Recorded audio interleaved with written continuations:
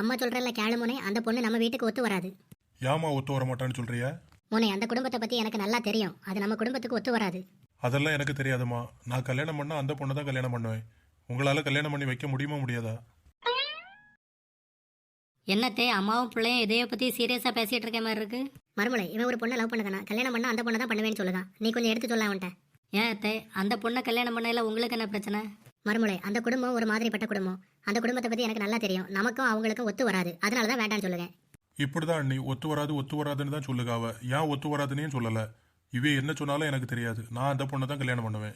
பாத்தியா மறுமலை, இப்படித்தான் அவளை தான் கட்டுவேன்னு நிற்கான். நீ கொஞ்சம் அவனுக்கு புரியுற மாதிரி எடுத்து சொல்லு.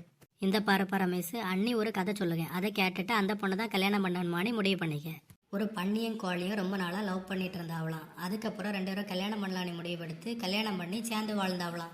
சேர்ந்து வாழ்ந்துட்டு இருக்கும்போது ஒரு நாள் திடீர்னு கோழிக்கு பன்னி காய்ச்சலும் பன்னிக்கு பறவை காய்ச்சலும் வந்துட்டு கடைசியில் 2மே செத்து போச்சு.